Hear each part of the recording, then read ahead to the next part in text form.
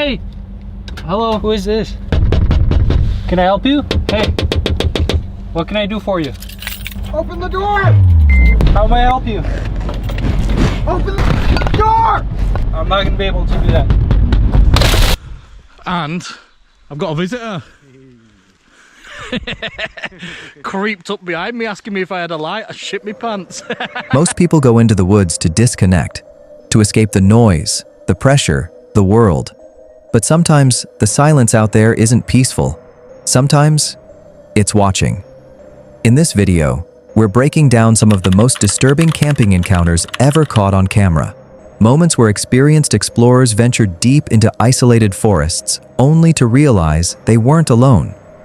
Before we continue, please make sure to subscribe to the channel.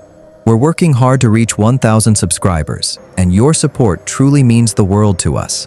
Now, let's get started.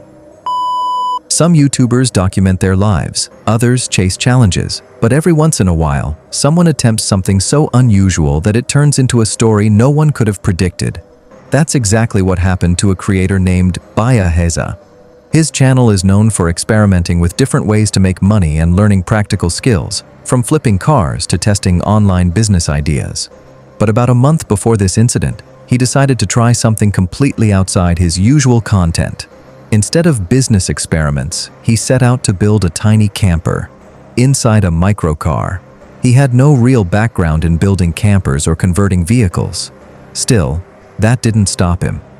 In his first video, he documented the entire process of turning the small car into a livable space. Piece by piece, he modified the interior to make it functional for sleeping and surviving in cold conditions. He installed small shelves for storage, added mounting points so things wouldn't slide around while driving, and even created a surprisingly comfortable seating area that doubled as a bed. The tiny setup looked almost like a miniature mobile cabin. To make the space more practical, he added little details: bungee cords to hold supplies in place, a paper towel holder, and various compact camping tools. Everything was designed to make the cramped vehicle feel livable. Once the build was finished, the next step was obvious. He needed to test it. I want to solo camp this car in the snow.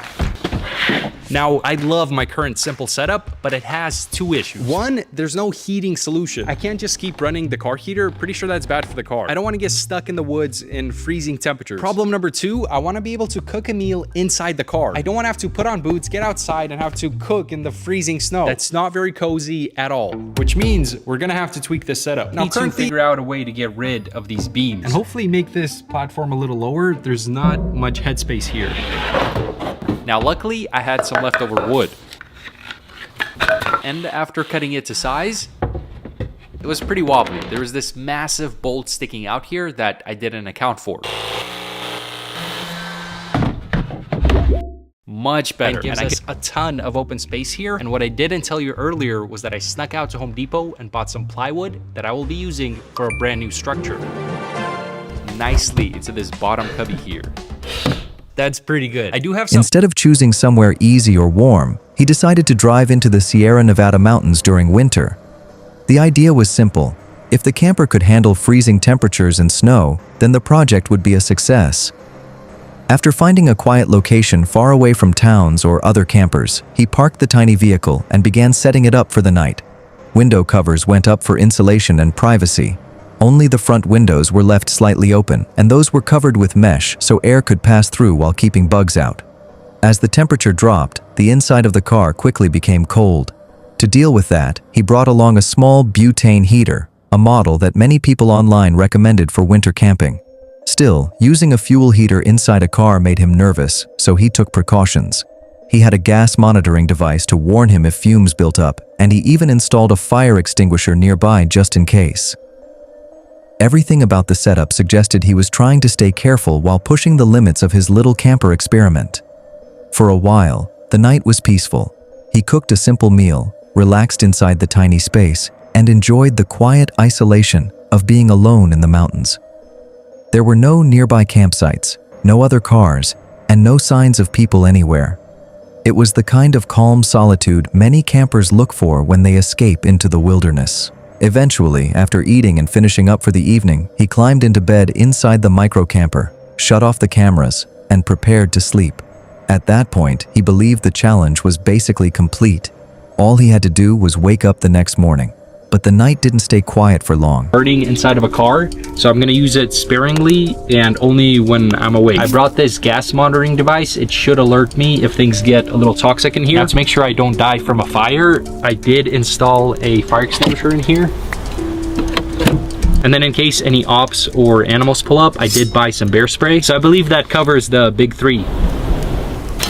I was actually able to turn off the heater at this point. With a space of this size, the stove alone was emitting enough heat to keep things pretty comfortable. And for the protein, some lobster tail. I've never cooked lobster tail, but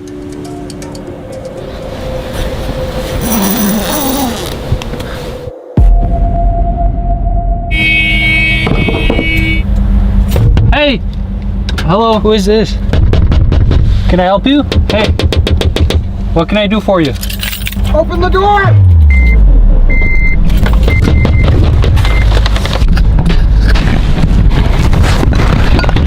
How may I help you? Open the door! I'm not gonna be able to do that. Hey, what are you doing?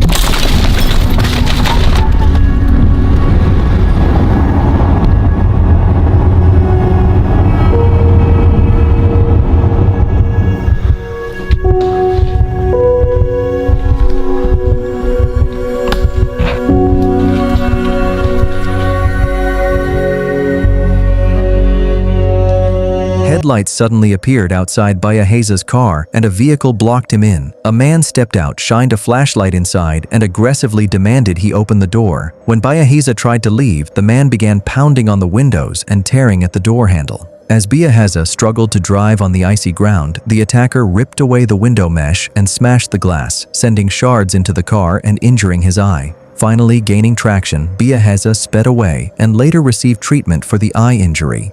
To this day, he still doesn't know why the man approached him so aggressively, leaving the incident a disturbing mystery. It started as just another wilderness trip for a British camping creator known online as Grizzly Gaz. His channel is built around solo adventures far from civilization, where he treks into remote forests with only his gear and his small French bulldog, Fendi, for company. Viewers are used to seeing him battle rough weather, set up camps in isolated locations, and sometimes run into wildlife. But during one outing in April 2023, the quiet woods delivered something far more unsettling than anything with claws or teeth. That evening began like many of his other trips. Gaz filmed the usual routine, clearing a spot for his tent, chopping wood, and preparing for a night outdoors. As daylight faded and the forest darkened, he lit a campfire and started cooking a simple dinner. A ribeye steak sizzled over the flames, while a pot of water heated nearby for mashed potatoes. Fendi relaxed beside him, as everything seemed calm and ordinary. Then, something happened that the camera didn't capture. Well, I've had lots of activity, let's call it. Well, that's happened. And I brought my trail camera and my night vision with me because I'm making a stand. That doesn't sound right, does it? Give me jigs.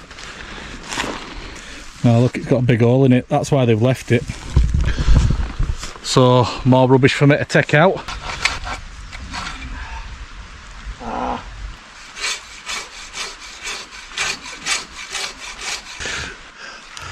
Hey dear. Again. Cheating, as always. Right, we've got steaks on go now. Bit of ribeye. Pot boiling for some mash. And I've got a visitor. Creeped up behind me asking me if I had a light. I shit my pants. This is Martin anyway. Hey. I don't know him, but he's stopping for a steak. Just some random crate wandering about. You went round here in a poncho a couple of months ago, were you? I don't think I was. I could have been. It's possible. Right, gonna get these cooked up. Didn't do much filming because of that lad, Martin, who creeped up behind me asking for a light. We were homeless, so I fed him some steak and some mashed potato, and he's he's gone on his way. So Out of the darkness, a man suddenly appeared behind him. Gaz later explained that the stranger had quietly walked right up to his camp, asking if he could borrow a lighter. The unexpected presence startled him badly. After all, he was deep in the woods and hadn't seen another person for miles. The man introduced himself as Martin, and despite the strange circumstances, Gaz tried to keep things friendly. He even offered the man some food. At first glance, the interaction seemed harmless enough, but as the conversation continued, Gaz began to notice things that didn't feel quite right. Martin's speech drifted from one thought to another without much sense. His words sometimes slurred together, and he seemed unsteady on his feet, occasionally stumbling as he moved around the campsite. There was a restless, unpredictable energy about him. Sitting near the fire, Martin began revealing pieces of his life story. He said he had been homeless and that drug addiction had ruined much of his past. According to him, he'd been wandering through the woods alone for some time. Gaz listened, trying to remain polite while quietly growing more uneasy about the entire situation. And then came the strangest part. At one point, Gaz turned away from the fire to chop a few more pieces of wood. It only took a minute or two.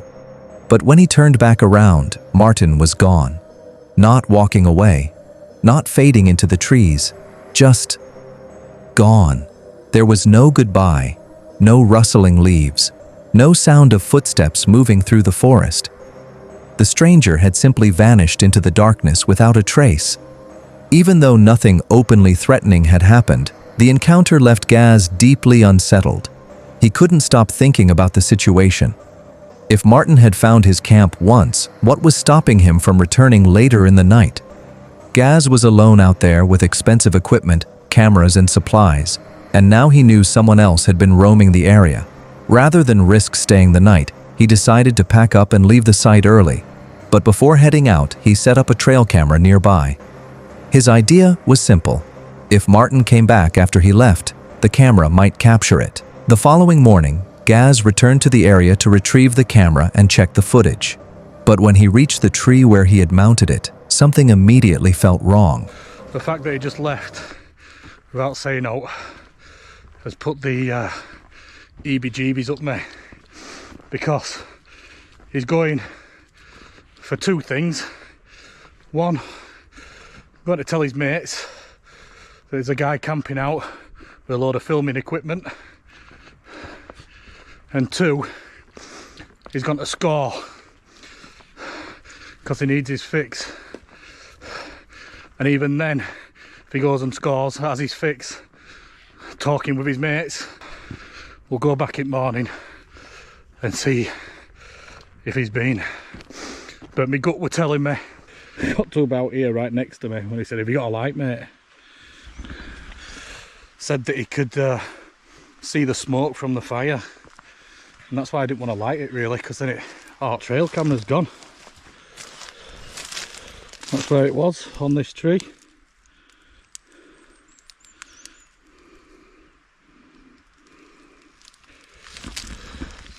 So my gut instincts were right, weren't they, to leave.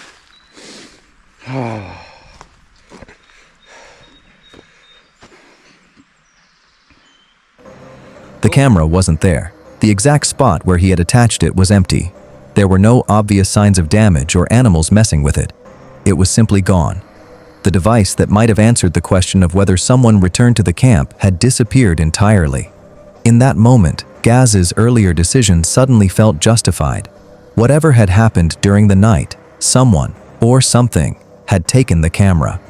And just like that, the mystery of the stranger in the woods only grew deeper. Gaz may have thought the eerie encounter ended when Martin disappeared into the darkness, but the missing camera suggested the story might not have ended there at all. In the wilderness, nature can change from peaceful to terrifying in a matter of seconds. What begins as an ordinary adventure can suddenly turn into a fight for survival. And for two different YouTubers exploring the outdoors, that's exactly what happened. On May 21st, 2022, a violent storm system swept across parts of Canada. That same afternoon, outdoor creator Tyson Pierce was deep in the forests near Hawkesbury with his younger brother and a friend. Tyson runs a channel dedicated to wilderness adventures, bushcraft, and survival projects. And that day, the group had one simple goal: finish building a rugged survival shelter they had been working on together. After hours of gathering wood, shaping logs, and reinforcing the structure, they were nearly done with their small cabin-like hut. It was meant to be a practical demonstration of bushcraft skills, something sturdy enough to handle harsh weather. But while they were working, Tyson's phone suddenly buzzed with an emergency alert. The warning was serious. A severe thunderstorm had been detected in the area, and people were being advised to seek shelter immediately. Normally, that wouldn't be a problem, but the group was far from roads, buildings, or any safe structure. The only cover available to them was the shelter they had just built. My GoPro batteries, I looked at my phone and saw this weather alert of a severe thunderstorm approaching us. While reading it, I started recording and I turned my head, look in the sky, and it was pitch black. Just pure strong wind right in my face. There was less than a minute to react. I started to panic, my brother as well. Miguel was confused. My initial reaction was to start running, but I knew it was too late, so I told him to go inside the shelter. That was the best decision, take lower ground into the shelter. Like I said, less than 45 seconds, it was on our head. And if we would have run, we would have been hit by a tree, most likely die or crushed. There's so many things could have went wrong, but I made the decision to stay put, and the boys listened, and that is what saved our lives. I still cannot believe it. Environment Canada has issued a severe thunderstorm warning. Mobile coverage area, take cover immediately if threatening. Well, I'm going. Holy What the hell? Oh my god. Holy shit! I'm going. Oh, je pense qu'il y a une tornade. Non, oui, maman. On peut pas se sauver ici, d'être là. Check! Ouais, c'est sur Check! Qu'est-ce que t'en fais? Elle s'en vient, reste en dedans. Non, non, non. En dedans, en dedans. Je m'en vais. Non, on peut pas, il est trop tard. En dedans. Reste en dessous! Tornado! Tornado! Stay low! Stay low! Stay low! Stay low! Stay! Stay! Stay! Stay low! Is it leaving? No! Stay! Stay! Stay low, buddy! Stay! Stay! Stay!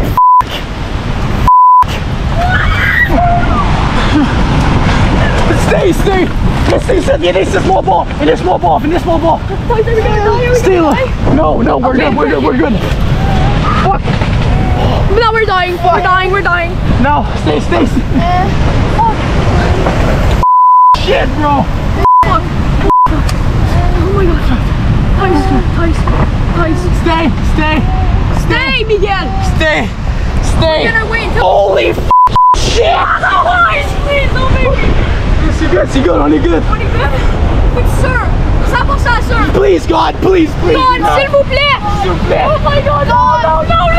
Stay low, stay low. No. Stay. No. Holy Tyson, please. Stay. Please, God, please. God, please. Sorry. I'm so blessed. C'est good, on est good. On est bon. My God. Can we run? Holy shit. Can we go? What the? I'm running. Oh shit. Yo. Can we run? Why? No. Why? Bro, I'm leaving. No, if another tree falls on us, we're screwed, man. Look at the tree. Oh my god, I'm dead. What the heck just happened? Can we run? We're good for now. Within moments, the sky darkened and the wind began to intensify. What started as a thunderstorm quickly escalated into something much more dangerous. The men realized they weren't just dealing with heavy rain. A tornado was forming nearby. As the storm closed in, panic set in. The roar of the wind grew louder and louder, and debris began whipping through the trees.